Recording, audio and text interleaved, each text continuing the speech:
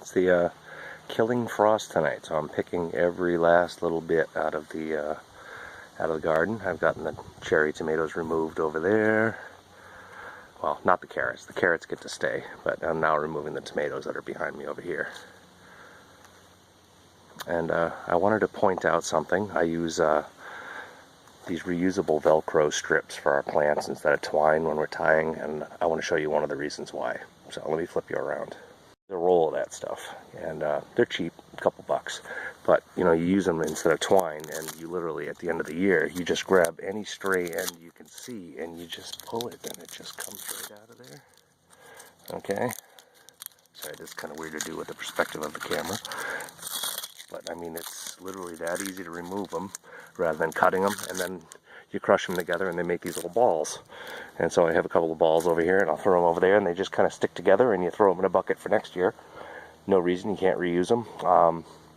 Some of them escape my grasp and end up in the compost bin, and I found them a year later and put them back into use, and they're just fine.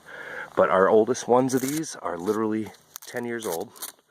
You know, they last quite a long time. It's not like regular Velcro where you're doing it and undoing it a lot, so the stickiness doesn't go away like it would, you know, on a pair of, I don't know, clothing or something that has Velcro you use every single day. But they're really cheap, and I'm never going back to twine again unless something needs some serious strength or something like we did for a horizontal line here, obviously. But as far as general tying goes, these are it. Velcro garden strips. But just wanted to pass that on. It's a quick little tip. I love them, and I'm going to keep using them forever, I think. Wiping out these last San Marzano tomatoes, I remembered rhubarb. It's my last chance to get rhubarb too. And I actually have a recipe I've been working on for a barbecue sauce, rhubarbecue. I've made it twice now, and I'm on to my third revision. I just keep kind of tweaking it as I go, but I'll share that with you guys as a video. I'll pick a whole bunch tonight.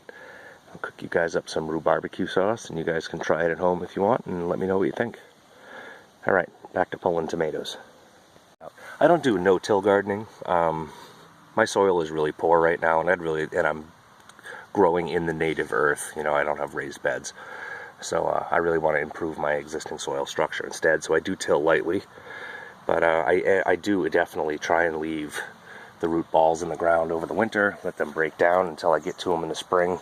That one came up by accident, but I just snapped it and left it there. But that is something I do try and do. I understand the benefits of no-till, but being, like I said, growing in the earth and having basically clay to start with, I wanted to till it and get some tilth before I even consider anything like that. But, alright, next up, the poor asparagus has got to go. I'm going to snip that off the ground so I don't destroy the crowns, so I got to go find a pair of cutters. These crowns are looking not too bad. I mean, some of these pieces of asparagus are, you know, approaching the size of a pencil or something, so it's not looking too bad. So, like I said, I'm going to clip all these off right above the soil and prep those crowns for winter. It's a little bit of a sad-looking place around here.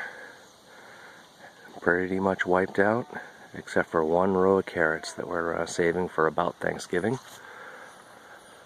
Little things you see on that edge of the fence are actually flowers. I just haven't cut them off because I don't see any big need to. Asparagus is gone, and I counted as I clipped. There was 49 spears in there, and we can't eat them for a year or two until they get really established. So I think it's a pretty good start. 49 ears the first year, spears. Oh, sorry. But yeah, so a little bit more carrots. But that's it. That's all that's left, folks. Lots of little ones, some pretty good sized ones. I have about, I don't know, 50 little jalapenos like this big, which are still hot. They still taste great. I just not munched on one, and definitely keep them. But yep, today is a pepper day, and it's the last day. Good night, garden. Just about upon me, and I'm wrapping down for the night. Didn't really get too many vegetables out of here today, just some peppers, but you know, every little bit helps. So, thanks for stopping by, guys. Thanks for watching. Please comment, like, and hit that subscribe button. See you soon.